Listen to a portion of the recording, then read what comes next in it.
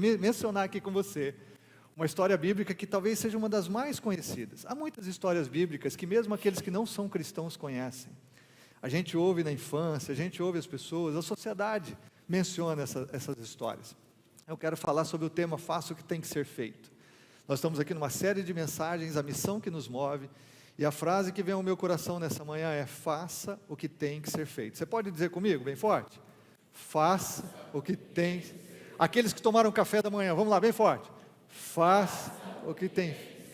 Aqueles que comeram pastel na feira. Vamos todo mundo junto? Vamos lá? Faça o que tem que ser feito. Faça o que tem que ser feito. Eu quero relembrar com você a história do gigante Golias, que está na Bíblia, em 1 Samuel capítulo 17. Eu vou ler só alguns versos. Como eu disse, muitos de nós conhecemos bem essa história. Para você que não conhece bem, você já vai se ambientar naquele quadro. Eu espero que você viaje no tempo comigo e olhe esse quadro. A Bíblia diz a partir do verso 2, capítulo 17 de 1 Samuel, que Saul, o rei de Israel, primeiro rei de Israel, e os israelitas reuniram-se e acamparam no vale de Elá, posicionando-se em linha de batalha para enfrentar os filisteus. Os filisteus ocuparam uma coluna, uma colina na verdade, e os israelitas outros. Os filisteus eram um outro povo, que vivia naquela região, e eram inimigos de Israel. A Bíblia diz que cada um ficou num lado, numa colina, e a Bíblia diz aqui que os filisteus tinham um guerreiro chamado Golias, que era de Gate, veio do acampamento filisteu. Ele tinha 2,90 metros de altura. Para os padrões de hoje seria um cara bem alto, para os padrões da época seria um cara gigante. Golias parou e gritou às tropas de Israel: por que vocês estão se posicionando para a batalha? Não sou eu um filisteu e vocês os servos de Saul? Escolham um homem para lutar comigo. Se ele puder lutar e matar-me, nós seremos seus escravos. Todavia, se eu o vencer e o matar, vocês serão nossos escravos e nos servirão. E acrescentou: eu desafio hoje as tropas de Israel, mandem-me um homem para lutar sozinho comigo. Ao ouvirem as palavras do filisteu, Saul e todos os israelitas ficaram atônitos e apavorados, ficaram tomados pelo medo. Esse gigante chegou diante de todo o exército de Israel e fez um desafio. E sabe o que a Bíblia diz? Que por 40 dias, não teve um único homem em todo o exército de Saul que tivesse coragem de enfrentar Golias. O verso 16 diz que durante 40 dias, o filisteu aproximava-se de manhã e de tarde e tomava posição. De manhã e de tarde ele falava a mesma coisa: tem um homem aí? Tem um homem? Vocês são todos ratos? Tem um homem? Aqui tem, graças a Deus. Aleluia, aqui tem. Golias se levantava. Você imagina esse cara, mas que cara petulante, né? Só porque é grandão. Que cara petulante. Toda manhã o cara ia lá e lançava o desafio. Toda tarde o desafio. Toda manhã o desafio. Toda tarde o desafio. Você está 40 dias acampado. Você está longe das suas mulheres, da sua esposa, da sua esposa. Você está longe dos seus filhos. Você está longe dos seus amigos. Você está num campo para batalha, mas não tem batalha. Você está num campo para guerra, mas não tem guerra. Sabe o que tem? Tem um cara soberbo, orgulhoso, dono de si mesmo, valentão, que está desafiando, e a galera está tomada de medo. Está tomada de medo. O que isso tem a ver com a missão que nos move, irmãos? O que isso tem a ver com a missão que nos move? Nós vemos aqui intermináveis dias em que o gigante sai e amedronta o exército do Deus vivo, o Deus de Israel, o Deus Todo-Poderoso, o Criador dos céus e da terra. E o que acontece? O povo de Israel está reunido, mas não guerreia. O povo de Israel está reunido, mas não batalha. Ele está reunido, mas não enfrenta o inimigo, não enfrenta o gigante. O que isso tem a ver com a nossa missão, irmãos? A grande lição que nós temos aqui é que os israelitas estavam reunidos, mas isso não valia nada. Me diz uma coisa: adianta que nós nos reunimos no domingo de manhã, se nós não enfrentamos o inimigo e não saímos para a batalha? Vamos pensar aqui como igreja, como corpo de Cristo, como filhos de Deus que nós cantamos, que não somos mais escravos do medo, porque somos filhos do Deus vivo. O que adianta nós nos reunirmos no domingo de manhã, ou no domingo à noite, celebrarmos a presença de Deus e sairmos daqui acovardados, tímidos, Saímos daqui para não enfrentarmos as batalhas do dia a dia com fé em Jesus e com a autoridade do Espírito Santo sobre nós. Saímos daqui, irmãos, sem vivermos plenamente o Evangelho de Jesus Cristo. É o que acontece nessa história. A galera está reunida, eles estão comendo ali a ração diária, eles estão batendo papo, jogando truco, o outro está não sei o que, está no Instagram, mas não batalha. Eles estão lá. Eles foram para a batalha, mas não batalham. Eles foram para a guerra, mas não guerreiam. Eu fico pensando, irmãos, quanto isso tem nos ensinar como cristãos, como igreja. As batalhas não são vencidas apenas quando a gente reúne um exército. As batalhas só são vencidas quando se toma a decisão de entrar em combate. E esta imagem dos israelitas amedrontados, indecisos, passivos, no momento em que era necessário coragem e ação, nos oferece uma boa ilustração da igreja quando ela perde o seu senso de missão. Quando a igreja perde o seu senso de missão, se torna um exército acovardado. Está ouvindo o que eu estou falando? Quando nós cristãos, filhos de Deus, perdemos o nosso senso de missão, nós deixamos de viver o propósito glorioso de Deus para a nossa vida. Passamos a viver com covardia. E Paulo diz a Timóteo que ele não nos deu um espírito de covardia, mas de poder, de amor e de moderação. Paulo diz isso, porque ele teve que relembrar Timóteo, que não poderia deixar o seu dom se esfriar, que ele não poderia perder o senso de missão que Deus tinha para ele. Quando nós nos reunimos na presença de Deus, irmãos, a reunião não pode se tornar um fim em si mesma. Esse culto aqui é para o Senhor, é para adorarmos a Ele, sim, mas é também para nos renovarmos na presença dEle, nos capacitarmos para sairmos em missão. A reunião não é um fim em si mesmo. Muitas vezes a gente olha o culto como um fim em si mesmo, ou seja, eu fui para a igreja hoje e já fiz o meu papel. Essa visão religiosa que não tem a ver com a vida de Deus em nós. Aqui vir a reunião é algo que nos prepara para a batalha, não é a batalha. Eu e você estarmos aqui sentados com gente que crê como a gente, sentados aqui num ambiente confortável, não é a batalha. Nós estamos aqui para nos preparar, estamos aqui para nos encorajar, e aí saímos para a batalha e missão que acontece no dia a dia da vida, que acontece lá fora. A igreja existe para fora. Dietrich Bonhoeffer, que foi um dos maiores teólogos do século passado, diz isso: a igreja só existe quando ela existe para fora. Para fora. A igreja é a única instituição no mundo que não existe para o benefício dos seus próprios membros. A igreja tem que sair em missão. Então nós não estamos aqui reunidos para cumprir uma agenda religiosa. Nós estamos aqui adorando a Deus, nos renovando em sua presença, oferecendo aquilo que Ele é digno de receber, nos alimentando da palavra, das orações uns dos outros, da comunhão tão preciosa que temos entre nós. E aí, irmãos, nós saímos em missão, nós saímos em batalha, porque a reunião não pode ser um fim em si mesma. Nós não nos reunimos apenas para nos reunir, a reunião deve nos preparar para a ação. Mas em quantas igrejas locais que isso não acontece? Quantas igrejas locais que o compromisso dos cristãos consiste simplesmente em se reunir e se retirar, em se reunir e se retirar? Quantos discípulos de Jesus, cujo compromisso com Jesus consiste em apenas em se reunir e se retirar para a sua zona de conforto, em se reunir e se retirar para a sua própria agenda, para as suas próprias atividades? Quantos cristãos não têm a mínima dimensão do que é viver o projeto de Deus para a nossa vida?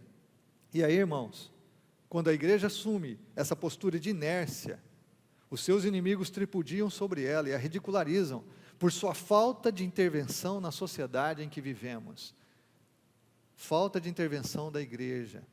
E eu não estou dizendo aqui para a gente sair levantando, fazendo carreata, passeata em nome de Jesus, nada disso.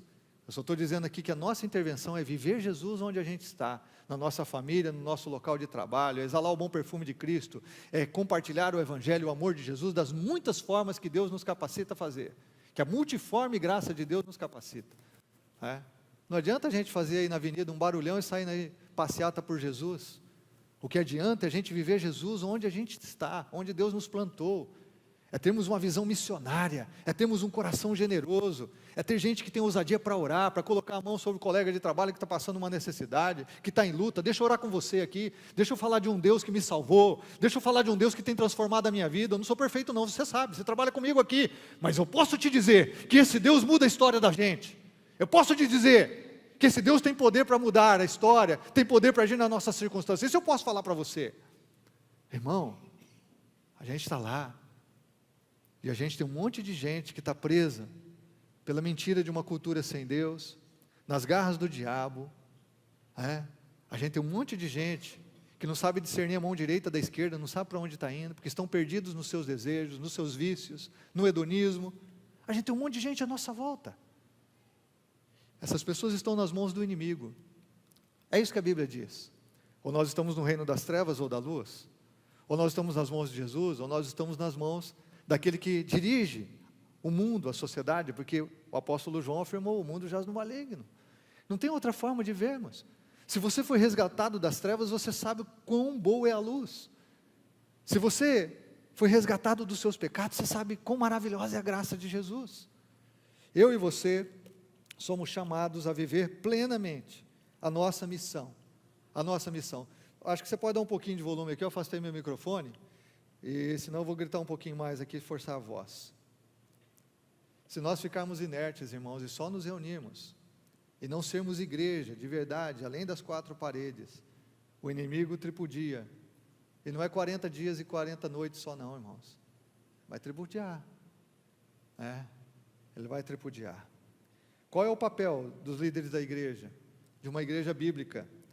Não é a gente promover uma sucessão de reuniões para entreter o povo de Deus. Nós não estamos aqui para entreter você. Nós estamos aqui para convocar você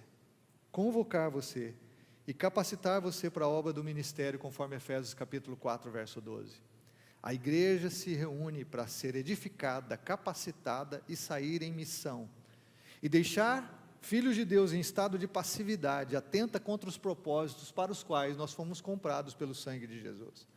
Deixar cristãos inertes, passivos, irrelevantes, infrutíferos, atenta quanto ao propósito pelo qual fomos comprados pelo precioso sangue de Jesus. Essa é a nossa vocação como igreja, irmãos. E Jesus disse em Mateus 16, 18, nem as portas do inferno vão prevalecer contra ela. É a igreja em missão.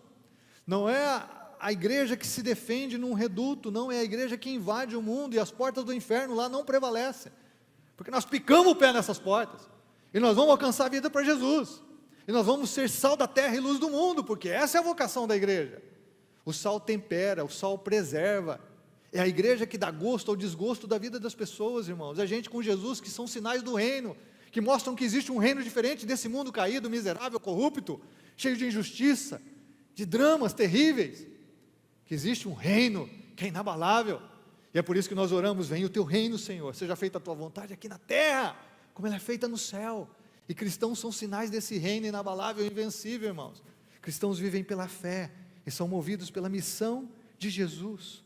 O propósito para a existência da igreja é ser sal da terra e luz do mundo, é ser movida pela mesma missão que Jesus executou aqui enquanto esteve entre os homens. É compartilhar o evangelho, é fazer discípulos de todas as nações a partir da nossa casa, da mesa de casa até os confins da terra. Nós somos abençoados, irmãos. Nós somos abençoados com toda sorte de bênçãos espirituais. Você se tornou filho e filha de Deus. Nada pode mudar isso. Ninguém pode te separar do amor de Deus. Agora, nós precisamos viver com base nessa identidade, nessa realidade. Você recebeu um poder que é o poder do Espírito Santo, que tornou discípulos também temerosos, que também estavam reunidos numa casa com medo dos judeus. Sim, discípulos como eu e você que sentem medo. Eu também sinto medo. Você também, tudo bem. Nós sentimos, somos humanos. Muitas vezes somos fracos na nossa fé. Somos lentos nas coisas espirituais. Mas Jesus diz assim: vocês vão ficar em Jerusalém até que do alto vocês sejam revestidos de poder. E vocês vão receber poder para serem minhas testemunhas, não só aqui em Jerusalém, mas em toda a Judéia e Samaria, até os confins da terra. Há um poder do Espírito sobre nós, há uma ação sobrenatural de Deus sobre a nossa vida. É por isso que a gente pode orar com um colega de trabalho, por isso que a gente pode ter intrepidez para falar com um membro da família, como Deus o ama e como Deus tem perdão e graça. Por isso que a gente pode, com alguém que a gente encontra na rua, Sim, a gente encontra tantas pessoas, e a gente pode falar de Jesus, de Jesus. A gente pode compartilhar o amor de Deus. É tão gostoso quanto o maior desafio, né, irmãos? Maior o desafio, maior a vitória, mais você se fortalece. Estava lembrando que Deus está me trazendo à memória uma cigana que queria ler a minha mão no centro da cidade. Aí eu falei, não, eu estava com pressa, falei, não, eu não quero isso não. Aí falou, olha, vai acontecer alguma coisa muito séria na tua vida. Ela quis lançar medo em mim para que eu voltasse para ela. Aí eu voltei para ela e falei assim,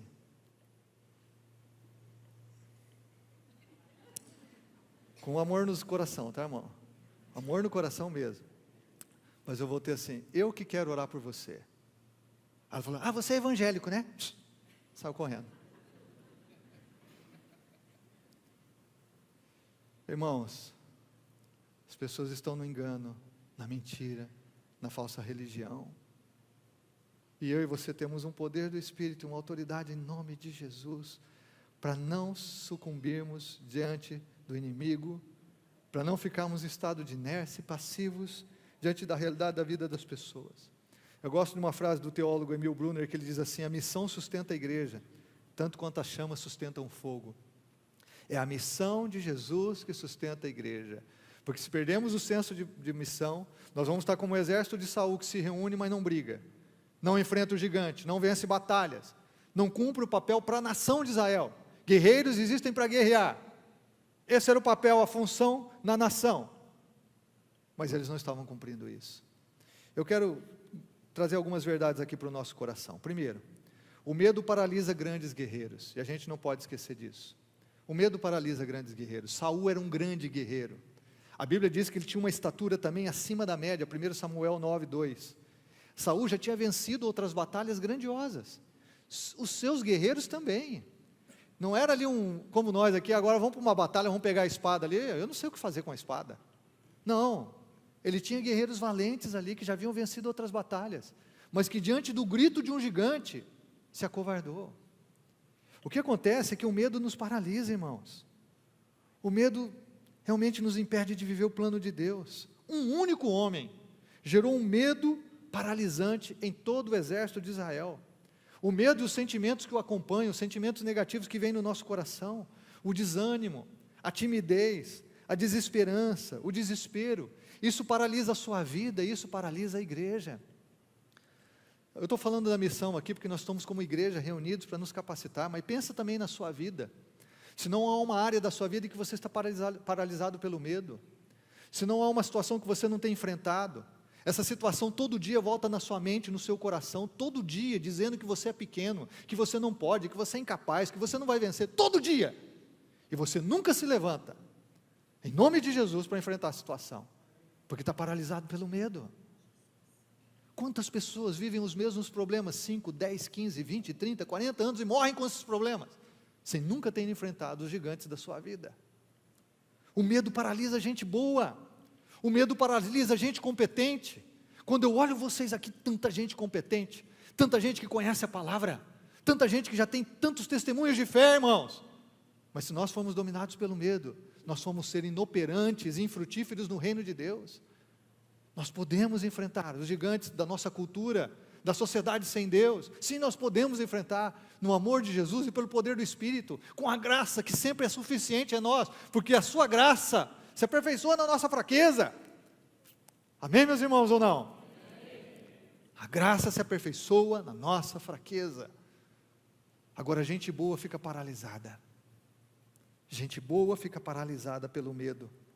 Se como igreja, irmão, nós fomos tomados pelo medo da rejeição, porque o pessoal me rejeita, porque eu tenho a fé, ou se eu for compartilhar de Jesus, eu posso ser envergonhado, alguém vai zombar de mim. Se a gente for tomado por esses medos, irmãos, nós vamos ficar paralisados, inertes nas nossas ações. O medo nos limita, nos amarra, nos enfraquece. O medo nos impede de prosseguir, de realizar e de conquistar. O medo rouba o nosso potencial e mata as nossas perspectivas. O medo faz com que a pessoa não veja uma saída onde existem várias delas, porque a gente só está olhando para o tamanho do gigante, e não para as possibilidades que estão à nossa volta.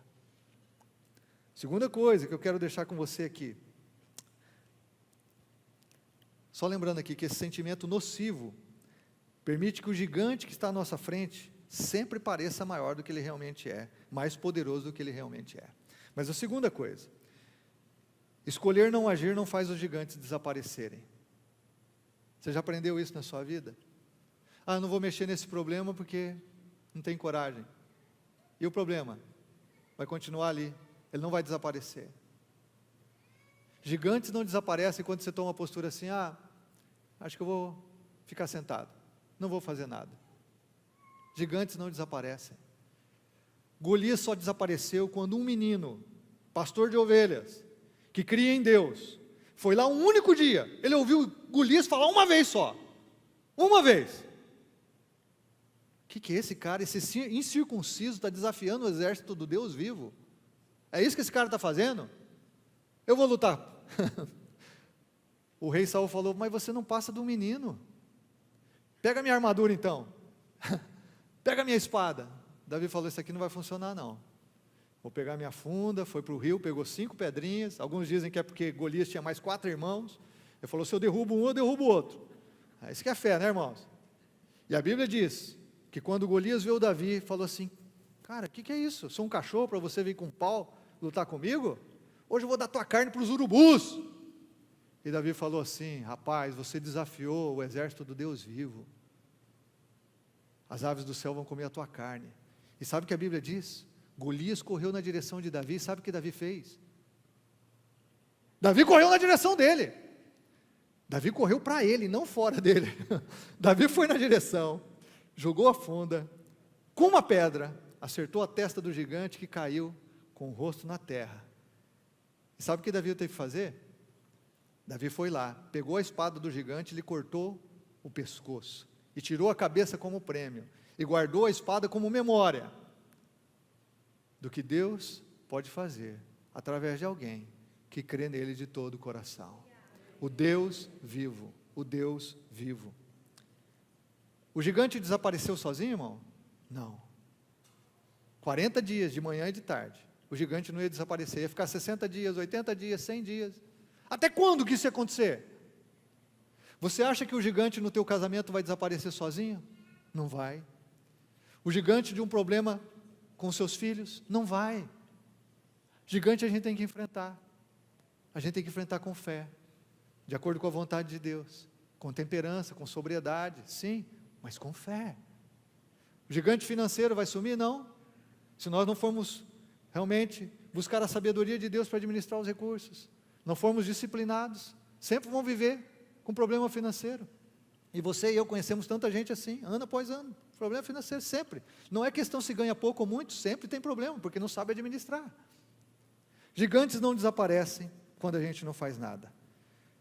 E se a gente olha aqui, irmãos, nós vemos que esse exército se transformou num exército covarde e inoperante, consequentemente escolheram não agir, e não agir faz com que os gigantes não desapareçam. Não fazer nada não traz solução para os nossos problemas. Escolher, se encolher e se omitir não nos faz transpor os obstáculos e vencer as tribulações. E com que frequência nós vemos as pessoas sendo derrotadas por causa do medo e do modo como reagem aos gigantes na sua vida, como lidam com seus desafios. Muitos agem assim em suas vidas e questões pessoais, e muitos agem assim em relação à sua fé, ao seu ministério, ao seu sacerdócio. Irmão, nós estamos ganhando um mês novinho em folha, um novo ano, 2024, o ano está só começando. O quanto você está cheio de fé para viver o plano de Deus para a sua vida, o quanto você entende, eu sou luz na minha geração, eu sou sal na minha geração, Jesus me transformou, eu sou discípulo de Jesus, eu sou a noiva de Cristo, eu sou a igreja do Deus vivo, eu sou o sacerdócio real, eu sou a geração eleita, eu sou a nação santa, eu sou o povo escolhido de Deus, para manifestar as virtudes daquele que me chamou das trevas para a sua maravilhosa luz. Quantos de nós estamos vivendo nessa consciência? Para enfrentar os gigantes que estão aí. É assim que se enfrenta gigante. Com fé em Jesus. Vivendo o ministério que Ele nos chamou para viver. Se nós não agirmos, nós vamos ser o sal que não salga. E como Jesus disse, é jogado fora. Nós vamos ser a luz que não ilumina. Nós vamos ser, irmãos, irrelevantes para a nossa geração. E isso é muito triste. E terceiro, nossas ações revelam nossa fé, ou a falta dela. Nossas ações revelam nossa fé ou a falta dela. O que as ações de Saul e seu exército revelam sobre eles e sobre a fé deles? O que as ações de Davi nessa história, você pode ler toda a história no capítulo 17 de 1 Samuel, lá na sua casa, revelam sobre Davi e a sua fé. Eu quero dizer aqui, irmãos, que antes de saber o que fazer, é preciso ter certeza de quem nós somos. Ser é mais importante do que fazer, é verdade. Ser é mais importante do que fazer. É por isso que nós estamos falando aqui, nós somos filhos de Deus. Nós temos uma nova identidade em Cristo, nós precisamos entender quem nós somos. É porque somos quem somos, nós podemos fazer o que Deus nos chamou a fazer. Ser é mais importante do que fazer é consequência do ser. Ninguém faz melhor do que aquele que entende quem é, que entende a si mesmo e a sua posição diante de Deus. Mas eu quero que você reflita nessa frase. O fazer é consequência do ser. Nós não somos o que fazemos. Tem essa frase aí, por favor, próximo slide? Mas o modo como fazemos as coisas diz muito a respeito de quem somos. Fazer não é mais importante, mas a forma como você faz as coisas revela quem você é. A forma como você age na sua empresa revela que tipo de caráter você tem, que tipo de empregado você é, ou que tipo de patrão você é. A forma como você faz as coisas como discípulo de Jesus revela quem você é e o tamanho da sua fé. Se não tem zelo na sua fé, não tem dedicação na sua fé, não tem compromisso com o Evangelho, o que isso revela de você? O que isso revela a respeito da fé que você diz, afirma ter em Jesus? Nós não somos o que fazemos, mas o que nós fazemos revela quem de fato somos, e revela se temos fé ou ausência dela. O que fazemos ou deixamos de fazer revela sobre nós. Davi, ao ouvir o desafio de Golias, ficou surpreso. O que é com esse pessoal aí? O que é com o rei Saul, o grande rei? Esse exército, meus irmãos, meus 3 irmãos mais velhos estão aqui para lutar. O que aconteceu com essa galera? Davi provavelmente se questionou, por que essa galera está fugindo desse jeito? Davi ficou diante do mesmo discurso do gigante, mas sem o enredo da intimidação diária. Ele não se fixou na intimidação, no grito, no tamanho, no poder do gigante, na sua experiência de batalha. Ele não ficou alimentando temores, porque senão ele tinha ficado sem ação, igual seus compatriotas. E é importante então a gente entender que a forma como a gente vê um desafio, às vezes é mais importante do que o desafio em si. A forma que você vê os desafios da sua vida é mais importante do que talvez o próprio desafio que você está enfrentando. Não aumente os seus problemas. Tem gente que tem um problema grande, tem gente que faz o problema grande. Não aumente os seus problemas. Lembre-se, Golias era um guerreiro grande, experiente, gritava muito bem. Todo dia ele gritou. Todo dia. Mas perdeu a batalha. Ouviu isso? Gigante, forte, poderoso, experiente, que gritava, mas que perdeu a batalha. Não se intimide com a aparência dos gigantes nem com seus gritos. Irmãos, não se intimide. O que nós fazemos, como nós lidamos com a nossa fé, com o nosso casamento, nossas finanças, a nossa vida, revela muito de quem somos e de que fé, a qualidade da fé que nós temos em Jesus. Reflita comigo nessa frase aqui de Dallas Willard, no livro A Grande Omissão. Ele diz assim: a igreja de hoje está repleta de discípulos não discipulados, de cristãos que na verdade são religiosos superficiais e infrutíferos. Olha a realidade da igreja do Senhor Jesus, muito mais parecida com o exército de Saul, do que com a atitude de um menininho, um jovenzinho, que era pastor de ovelhas, mas que confiava em Deus. A grande omissão da igreja, irmãos, é não viver a missão de Jesus, é não discipular, é não evangelizar, é não compartilhar, é ser sal que não salga, é ser luz que não ilumina. Eu quero relembrar com você aqui, por que a gente existe como igreja local? O que nós somos? Eu tenho falado isso com os líderes nessa semana, ontem na recepção de novos membros. Eu quero lembrar você, quais são nossos valores? É só um tripé aqui na igreja. Nós somos uma igreja bíblica, nós somos uma igreja relacional e nós somos uma igreja multiplicadora. Coloca para mim, por favor, eu acho que os slides estão aí. Palavra, comunhão e discipulado. É bíblica, relacional e multiplicadora. Nós devemos ser uma igreja bíblica que vive a Bíblia e ensina a Bíblia. Uma igreja que se relaciona, porque discipulado só acontece em relacionamentos. É impossível crescermos na fé e sermos semelhantes a Jesus sem nos relacionarmos uns com os outros. Impossível. E multiplicadora, por quê? Nós estamos aqui para fazer discípulos de todas as nações, a partir da nossa casa, da nossa cidade. Quem é a Igreja Shalom? A Igreja Shalom é isso, é bíblica, é relacional e multiplicadora. Está tudo alinhado com a nossa missão. Qual a missão? Fazer discípulos de Jesus, não de um pastor, não de uma igreja, discípulos de Jesus, que se multiplicam através de relacionamentos redentores, não tóxicos, relacionamentos abençoadores. É para isso que a gente existe como igreja local. Por isso que a gente tem grupos de crescimento, por isso que nós procuramos nos relacionar com você, fazer discípulos. Por isso que a gente procura fazer amizade com o porteiro, com o funcionário, com o açougueiro, com o vizinho, com outras pessoas. A gente se relaciona. Por isso que nós não temos cultos durante a semana. Por quê? Queremos que você se relacione com seus amigos que não são cristãos. Queremos que você tenha tempo com a sua família. Então nós temos culto no domingo e um grupo durante a semana. Por quê? Porque você tem que viver o evangelho fora das quatro paredes. É isso que é a igreja. É lá fora, irmãos. A gente se reúne, glorifica a Deus, se alimenta, se renova, se consagra. E a gente sai em missão. Essa é a igreja. Qual que é a nossa visão, irmãos? Eu vou colocar bem grande ali no nosso hall de entrada. Nossa visão é ver a cidade transformada pela vida de Cristo. E como nós vemos a cidade transformada pela vida de Cristo? Quando a gente vê gente sendo transformada. Adolescentes sendo transformados, jovens sendo transformados, casais sendo transformados. A gente muda a cidade com o Evangelho. É com Jesus transformando a vida das pessoas. Por isso, quem somos? Nós somos uma igreja em grupos de crescimento. É isso que nós somos, uma igreja em grupos, cuja celebração no domingo é expressão da nossa unidade, é expressão da nossa caminhada no Evangelho, no discipulado.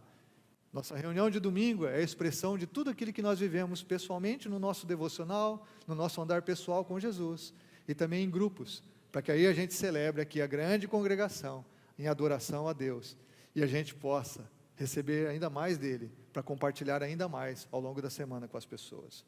Eu quero terminar aqui, eu queria que colocasse uma foto, eu quero terminar com o exemplo do Eliud Kipchoge.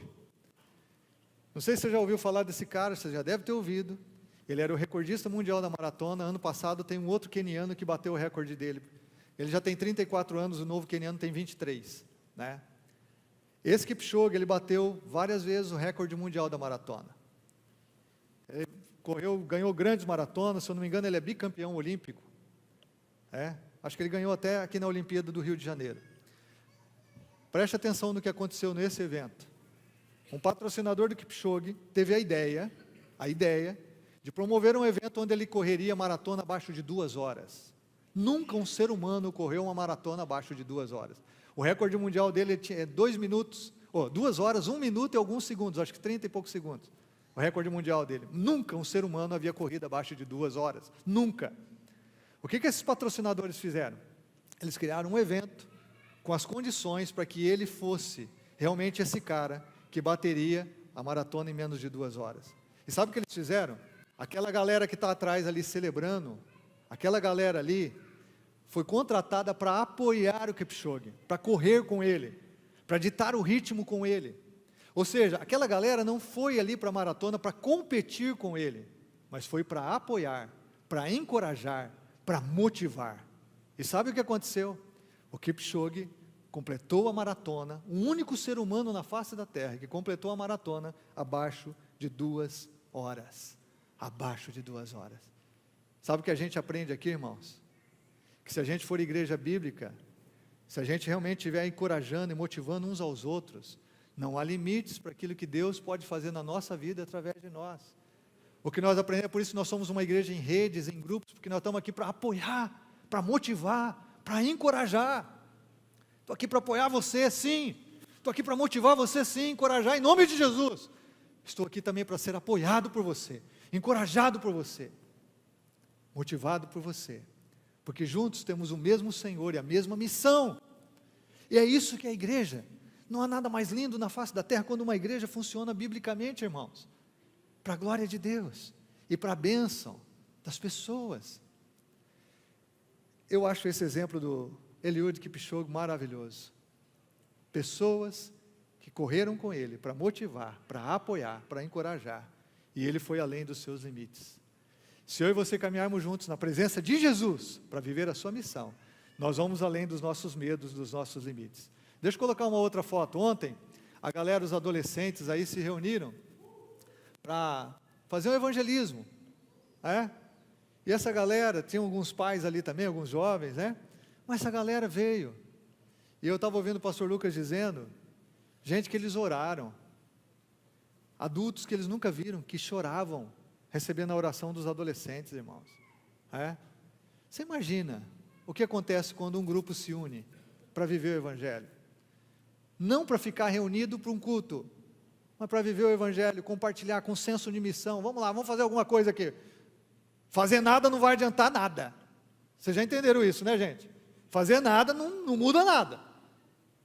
Agora, juntarmos as nossas forças, nossos dons, nossas habilidades, na presença de Deus, pelo poder do Espírito, faz muita coisa. Milagres acontecem, aleluia. E ainda eles vieram 5 horas da tarde, e ainda teve um grupo que ficou até meia-noite, orando depois da reunião do culto que eles fizeram aqui. Acho que o grupo que se manteve fielzinho até o final, ainda orando, clamando a Jesus, pela conferência que vai acontecer final de semana que vem, que vai ser uma bênção, e você não deveria perder de jeito nenhum, irmão, de jeito nenhum. É por isso que a igreja, inclusive, está mantendo o valor aí, para que você possa escrever, você faz sua inscrição online, você parcela, seja o que for, irmão, Deus vai mandar o recurso. Quando você quer viver o plano de Deus, Deus manda o recurso, Ele vai mandar o recurso. Eu quero orar com você em nome de Jesus.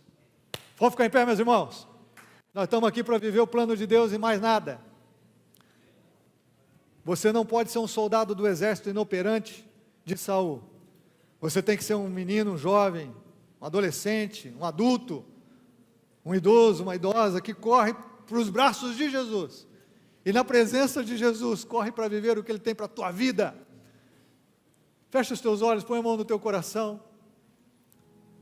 Eu queria desafiar você que está aqui nessa manhã, a ser realmente filho de Deus, filha de Deus. Se você está aqui nessa manhã e ainda não recebeu Jesus como teu Senhor e Salvador, entenda, a melhor vida, a mais poderosa, mais cheia de significado, de propósito, é a vida que você vive em Jesus, é a vida que Ele oferece a você em sua graça, em seu grande amor, é a vida em que Ele perdoa os seus pecados, é a vida em que Ele cura as suas feridas emocionais, é a vida em que Ele capacita você a deixar passado no passado, é viver um presente não com os olhos dos gigantes, mas viver um presente com perspectiva, com futuro, viver um presente, onde você vive o presente e age no presente, pavimentando o caminho que está diante de você para a eternidade, um futuro de esperança, um futuro de realizações, de vitórias no nome de Jesus, tanto como igreja, como na sua vida pessoal e familiar. Se você está aqui nessa manhã e não recebeu Jesus como seu Senhor e Salvador, não creu nele, creia nele, Ele é o Deus vivo, Ele é o Deus que morreu por você na cruz do Calvário, Ele é o Cordeiro de Deus que tira o pecado do mundo, é só Jesus, não há um outro nome dado entre os homens, pelo qual importa que sejamos salvos, não, é só Jesus. Ele sim é o autor e consumador da fé, Ele é a ressurreição e a vida, sim, Ele é o caminho, a verdade e a vida, e ninguém vê o Pai senão por Ele, é Jesus, irmãos, é somente Jesus que pode salvar o pecador, somente Jesus que pode mudar a nossa história, é somente Jesus que pode nos dar forças cada dia, para enfrentar os gigantes que aparecem constantemente na nossa vida, é só Jesus, é só o Deus vivo, então renda-se a Ele. Se você não recebeu Jesus, é hora que você possa recebê-lo nessa manhã. Você que está aí na sua casa assistindo agora, dobra o teu joelho aí na tua sala, faz uma oração de entrega a Jesus. Você também pode fazer isso aqui, se você quiser. Ore ao Senhor nesse momento. Agora, você que diz que já recebeu Jesus, você que afirma que é discípulo de Jesus, você tem sido operante, você tem sido sal que salga, luz que ilumina, luz que brilha, aquele que exala o perfume de Jesus ou não? Você se identifica com Saul ou com Davi? Como que você está aqui nessa manhã? Que o poder de Deus se derrame sobre a tua vida, que você seja avivado no seu coração, para viver o melhor de Deus, sim, o melhor de Deus, e para fazer o melhor para Deus, porque as nossas ações, os nossos atos revelam quem somos em Jesus e o tamanho da nossa fé. Consagre-Deus ao Senhor, avive-se no Senhor nessa manhã, encha-se de Deus na sua vida. Irmãos, o Senhor quer levantar um exército, não importa se é grande ou pequeno, mas um exército de gente comprometida com o Evangelho, gente que tem ousadia e intrepidez pelo poder do Espírito, gente que crê que o Evangelho continua sendo o poder de Deus para a salvação de todo aquele que crê, gente que está aqui, que rendeu a sua vontade à vontade de Deus, que se consagra a Ele para viver a sua vontade e o seu propósito. Adolescentes, crianças, jovens, adultos, que estão prontos a sair dessas portas e viver em missão, para a glória de Deus. Que seja assim, Senhor. Nós nos colocamos na Tua presença. Vem, Espírito de Deus, e move, Senhor, ó Deus, aqueles que estão inertes, move aqueles que estão com medo, move aqueles que estão com preguiça, descomprometidos, move aqueles que estão à margem da Tua vontade e do Teu propósito. Move, Senhor, alimenta-nos de Ti mesmo. Senhor, nesse momento que vamos comer do pão e beber do cálice, nós pedimos perdão pelos nossos pecados, nós quebrantamos o nosso coração e oramos que o Senhor venha sobre nós. A Tua palavra diz: eis que estou à porta e bato, se alguém ouvir a minha voz e abrir a porta, eu entrarei e cearei com ele e ele comigo. Que o Senhor possa entrar na nossa casa. Nossa casa está preparada para Ti, Senhor, em nome do Senhor. Senhor, nós consagramos o pão e o cálice que vamos pegar nesse momento e que vamos comer daqui a pouco, em nome do Pai, do Filho e do Espírito Santo de Deus.